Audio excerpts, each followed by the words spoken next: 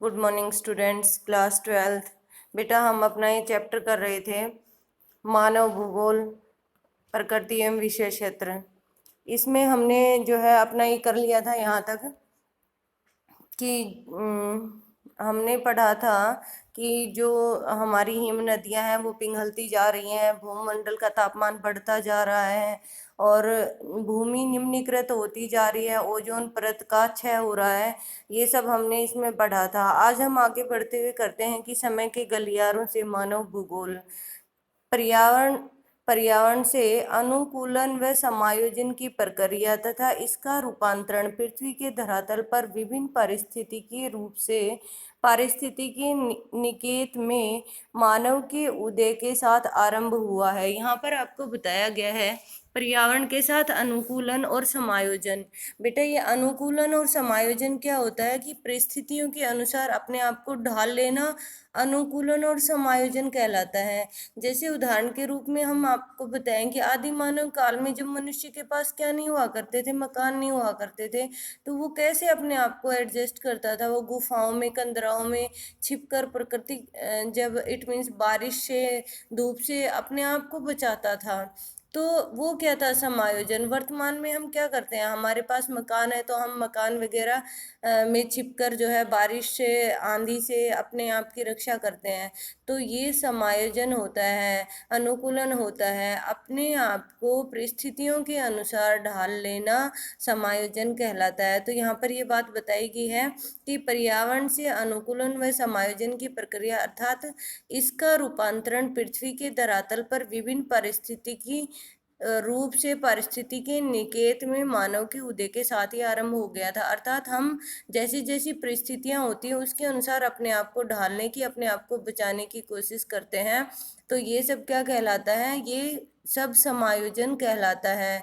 वो समय और परिस्थितियों पर निर्भर करता है कि हम किस समय किस प्रकार की परिस्थितियों में अपने आप को ढालते हैं। इस प्रकार यदि हम पर्यावरण और मानव की अन्योन्य क्रिया से मानव भूगोल के प्रारंभ की कल्पना करें तो इसकी जड़ें इतिहास में अत्यंत गहरी हैं।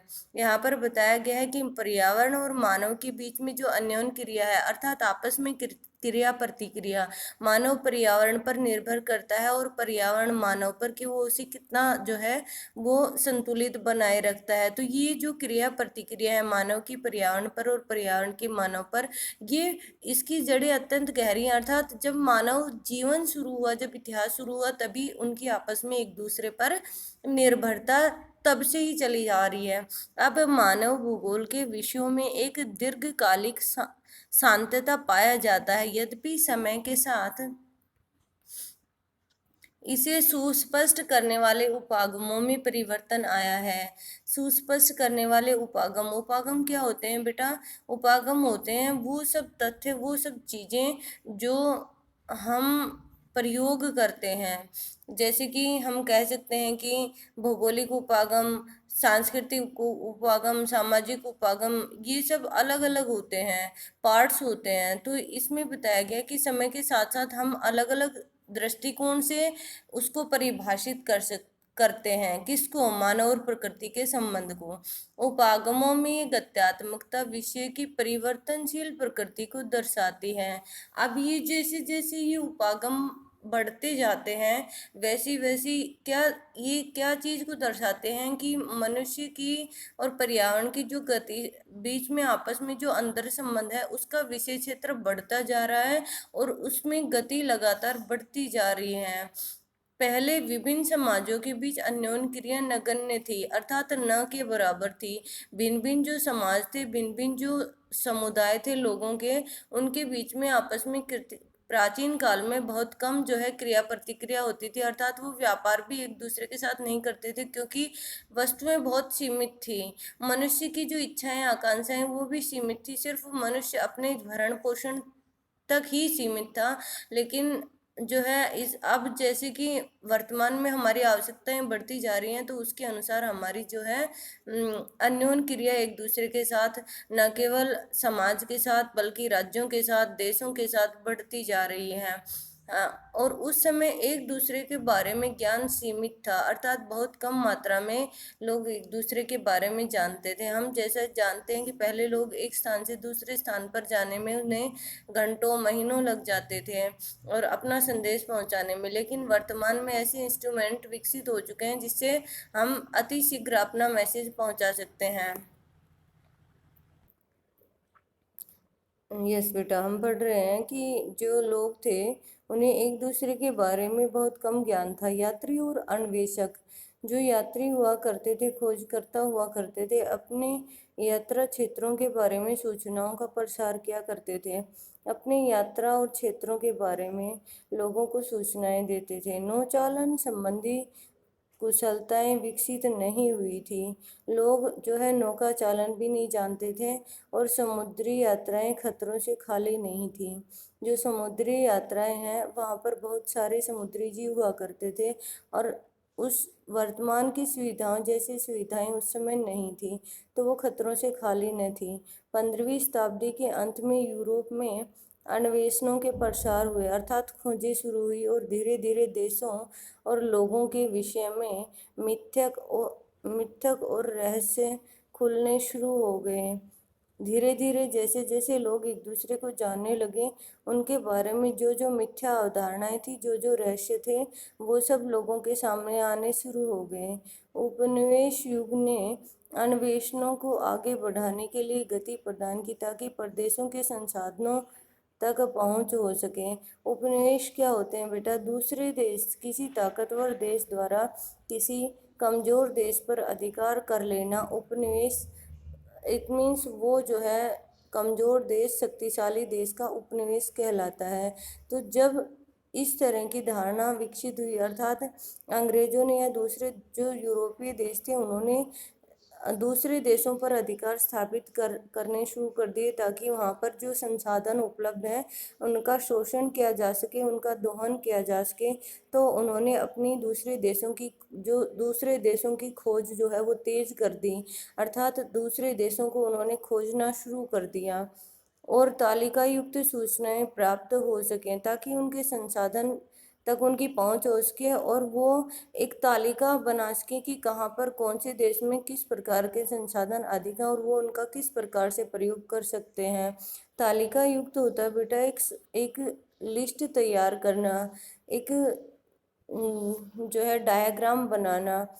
तो वो उन्होंने एक डायग्राम बनाया ताकि वो ये जानकारी प्राप्त कर सकें कि किस देश में किस प्रकार की जो है वस्तुएं उपलब्ध हैं, प्राकृतिक संसाधन उपलब्ध हैं। यहाँ आशय गहन ऐतिहासिक विवरण प्रस्तुत करने का नहीं है, केवल आपको मानव भूगोल के क्रमिक विकास की प्रक्रियाओं से अवगत करवाना है।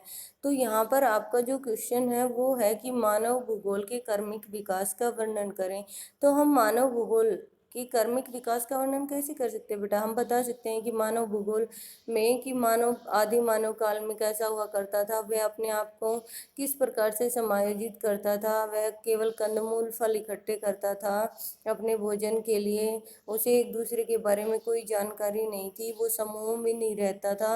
धीरे धीरे उसने समूह बनाने शुरू किए, वह नौकायान चालन वगैरह के बारे में नहीं जानता था और वर्तमान में जो फिर धीरे धीरे उसने कृषि करना शुरू किया। तो इस तरह से उसकी जो क्रमिक विकास की प्रक्रिया है, उसने आग जलाना शुरू किया, उसने आग का आविष्कार किया, उसने जो है पहिए का आविष्कार किया, कृषि का आविष्कार किया और उसके पश्चात मानव जो है वो समूहों में रहना, उसने स्थायी रूप से रहना शुरू कर दिया। जब उसने कृषि का विकास कर लिया था, उसने पशु पालना शुरू कर दिया। उसके पश्चात अपनी आवश्यकता के अकॉर्डिंग मनुष्य जो है वो स्थायी रूप से रहने लगा, उसने समूहों में रहना शुरू कर दिया। इस प्रकार से जो बस्तियां स्थापित हो गई और मानव जो है वर्तमान तक, अर्थात क्रमिक विकास करते हुए, धीरे धीरे विकास करते हुए वर्तमान स्थिति तक पहुंचा है। तो ये आपको मानव के क्रमिक विकास के बारे में बताना है। आगे है संक्षिप्त तालिका 1.1। आपको भूगोल के उप क्षेत्र के रूप में मानव भूगोल की विस्तृत अवस्थाओं से परिचित कराएगी कि मानव भूगोल के उप क्षेत्र कौन कौन से हैं, वो आपको बताए गए हैं। देखिए, मानव भूगोल की कल्याणपरक अथवा मानवतावादी विचारधारा का संबंध मुख्यतः लोगों के सामाजिक कल्याण के विभिन्न पक्षों से था, अर्थात मनुष्य के कल्याण से संबंधित जो भी विचारधाराएं आएंगी वो कल्याणपरक विचारधारा और मानववादी विचारधारा में आएंगी। इनमें क्या क्या आता है देखिए, इनमें आवासन, आवासन मीन्स निवास स्थान, स्वास्थ्य और शिक्षा संबंधी पक्ष सम्मिलित होते हैं। भूगोल वेताओं ने पहले ही स्नातकोत्तर पाठ्यक्रम में सामाजिक कल्याण के रूप में भूगोल का एक कोर्स आरंभ कर दिया है, अर्थात एक पाठ्य पुस्तक लगा दी गई है। तो यहाँ पर आपको क्या बताया गया है बेटा, इसमें आपको बताया गया है कि उप क्षेत्र कौन कौन से मानव भूगोल के हैं। तो सबसे पहले हमने पढ़ा कल्याण परक विचारधारा। कल्याण परक विचारधारा में मनुष्य के कल्याण से संबंधित जो भी योजनाएं बनाई जाती हैं सरकार के द्वारा, वो सब कल्याण परक विचारधारा में आती हैं। नेक्स्ट है आमूलवादी विचारधारा ने निर्धनता के कारण बंधन और सामाजिक असमानता की व्याख्या के लिए मार्क्स के सिद्धांत का उपयोग किया। तो इसमें पूछा जाएगा, शॉर्ट क्वेश्चन बनता है कि जो रेडिकल जो विचारधारा है उसने किसकी विचारधारा का उपयोग किया इसको असमानता को और निर्धनता को शो करने के लिए। तो इसमें हम बताएंगे कि मार्क्स के सिद्धांत का प्रयोग किया। समकालीन सामाजिक समस्याओं का संबंध पूंजीवाद के विकास से था। तो किससे था, उस समय की सामाजिक समस्याओं का जो संबंध है वो पूंजीवाद से था। व्यावहारिक विचारधारा ने प्रत्यक्ष अनुभव के साथ साथ मानवीय जातीयता, प्रजाति, धर्म, इतिहास पर आधारित सामाजिक संवर्गों के दीर्घकाल बोध पर जोर दिया। तो ये थे उसके क्या उप क्षेत्र मानव भूगोल के। अब देखिए आगे आपको विस्तृत रूप से बताया गया है मानव भूगोल के क्षेत्र और उप क्षेत्र कौन कौन से हैं। मानव भूगोल, जैसा कि आपने देखा है, मानव जीवन के सभी तत्वों अथवा अंतराल जिनके अंतर्गत वे घटित होते हैं के मध्य संबंध की व्याख्या करने का प्रयत्न करते हैं। इस प्रकार मानव भूगोल की प्रकृति अत्यधिक अंतर्विषयक है। अंतरिक विषयक मतलब बहुत अधिक विषयों से मानव भूगोल का संबंध है। यहाँ पर बताया गया आपको बार बार, मानव का जो भूगोल है वो बहुत ही विस्तृत है और मानव के विकास के साथ साथ इसका जो क्षेत्र है वो लगातार विस्तृत होता जा रहा है। भिन्न भिन्न विषयों से मानव का संबंध है और जिन जिन चीज़ों से मनुष्य का संबंध है वो सब मानव भूगोल के अंतर्गत आती हैं। पृथ्वी तल पर पाए जाने वाले मानवीय तत्वों को समझने व उनकी व्याख्या करने के लिए मानव भूगोल सामाजिक विज्ञानों के सहयोगी विषयों के साथ घनिष्ठ अंतःप्रष्ठ विकसित करती है, अर्थात संबंध बनाती है। मानव जो भूगोल है वो भिन्न भिन्न विज्ञानों के साथ अपना संबंध स्थापित किए रहता है। ज्ञान के विस्तार के साथ नए उप क्षेत्रों का विकास होता है। जैसे कि मैंने अभी बताया, जैसे जैसे हम विकास करते जा रहे हैं वैसे वैसे नए नए क्षेत्र मानव भूगोल के अंतर्गत जुड़ते जा रहे हैं। एग्जाम्पल के रूप में बेटा समझने की कोशिश कीजिए, जैसे कि पहले क्या नहीं था, मानव भूगोल में मनुष्य और प्रकृति ही शामिल करेंगे आदि मानव काल में तो, लेकिन जैसे जैसे मनुष्य ने विकास किया उसके आपसी सामाजिक अंतर संबंध, सांस्कृतिक उपागम, उसका सांस्कृतिक क्षेत्र, वर्तमान में वैज्ञानिक और अनुसंधान क्षेत्र, तकनीकी क्षेत्र, ये सब जैसे अनुसंधान और तकनीकी क्षेत्र ही क्या है, नवीन क्षेत्र हैं।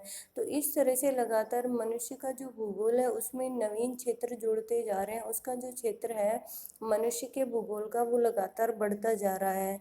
आपने अनुभव किया होगा कि यह सूची विशाल और विस्तृत है जो आपको ऊपर दिखाई गई हैं। अभी मैं उसके बारे में आपको बताऊंगी। यह मानव भूगोल के विस्तृत होते हुए परिमंडल को परिलक्षित करती है या दर्शाती है कि मनुष्य का जो भूगोल है वो किस तरह से विस्तृत होता जा रहा है। देखिए अभी हम इसको पढ़ते हैं। आरंभिक उपनिवेशिक युग, मनुष्य क्या करता था, सिर्फ खोज, अन्वेषण और विवरण, उपागम, इसको क्या कहेंगे, अन्वेषण और विवरण उपागम। अब देखिए साम्राज्य और व्यापारिक रुचियों के नए क्षेत्रों में खोजों व अन्वेषणों को प्रोत्साहन किया गया। क्षेत्र का विश्व ज्ञान कोशीय विवरण भूगोलवेताओं द्वारा वर्णन का महत्वपूर्ण पक्ष बना।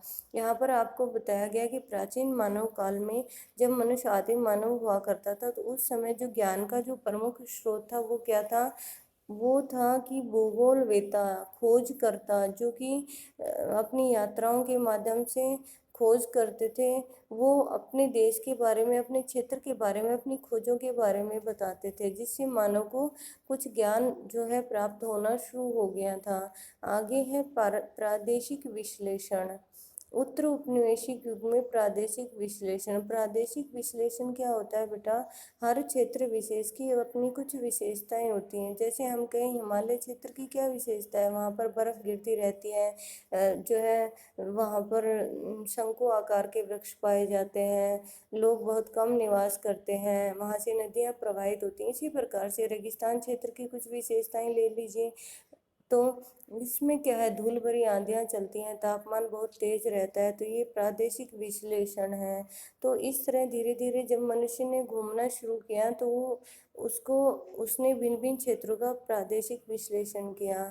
प्रदेश के सभी पक्षों के विस्तृत विवरण किए गए। मत यह था कि सभी प्रदेश पूर्ण अथवा अर्थात पृथ्वी के भाग हैं और इन भागों की पूरी समझ पृथ्वी पूर्ण रूप से समझने में सहायता करेगी। आगे आपको अब बताया गया क्षेत्रीय विभेदन। अंतर युद्ध अवधि के बीच 1930 का दशक, 1930 के दशक में क्षेत्रीय विभेदन हो गया था। क्षेत्र विशेष की अपनी अपनी अलग अलग विशेषताओं को समझने पर जोर दिया गया था कि कौन से क्षेत्र में कौन सी विशेषताएं पाई जाती हैं। नेक्स्ट है अपना स्थानिक संगठन। 1950 के दशक के अंत से 1960 के दशक के अंत तक स्थानिक संगठन अर्थात कुछ स्थान विशेष में संगठन विकसित होने शुरू हो गए थे और उन्होंने अपना विकास करना शुरू कर दिया था। कंप्यूटर और परिष्कृत सांख्यिकी विधियों के प्रयोग के लिए विशिष्ट मानचित्र और मानवीय परिघटनाओं के विश्लेषण में प्राय भौतिकी के नियमों का अनुप्रयोग किया जाता है। इस प्रावस्था को विभिन्न मानवीय क्रियाओं के मानचित्र योग्य प्रतिरूपों की पहचान करना इसका मुख्य उद्देश्य था। नेक्स्ट बेटा हमें बताया गया है 1970 का दशक। 1970 के दशक में मानव ने किस प्रकार से विकास किया, उसमें मानवतावादी अर्थात मानव भाई वादी जो विचारधारा है उसका विकास हुआ। आमूलवादी विचारधारा और व्यवहारवादी विचारधाराओं का उदय हुआ। 1970 के दशक में व्यवहारवादी विचारधारा, आमूलवादी विचारधारा क्या है बेटा, इसमें मनुष्य ने एक दूसरे को व्यवहार के माध्यम से समझना शुरू कर दिया।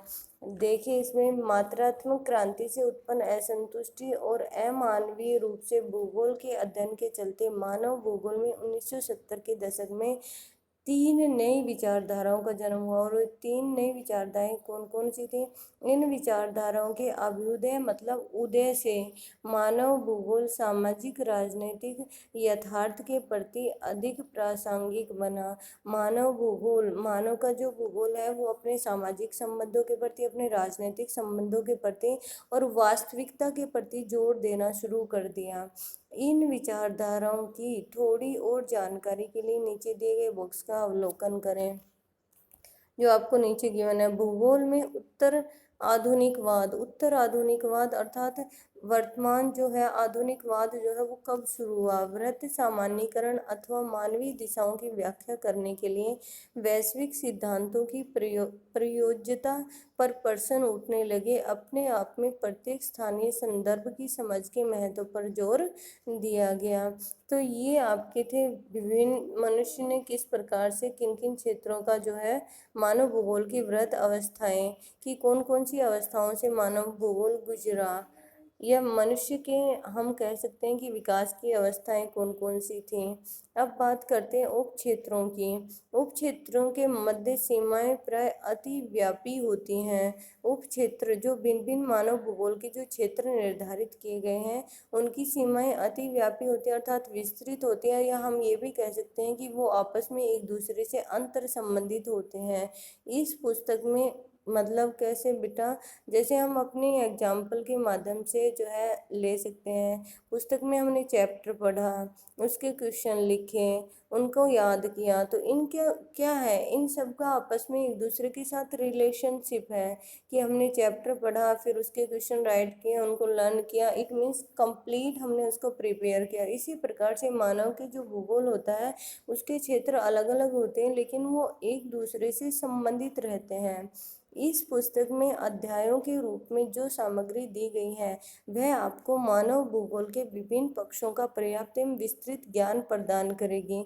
अभ्यास क्रियाएं और प्रकरण अध्ययन इसकी विषय वस्तु को और अधिक समझने के लिए आपको अनुभव दृष्टांत अनुभवाश्रित अर्थात अनुभव के आधार पर दृष्टांत प्रदान करेंगे, अर्थात उनको अच्छी तरह से आप अनुभव के आधार पर देखकर समझकर समझ सकते हैं।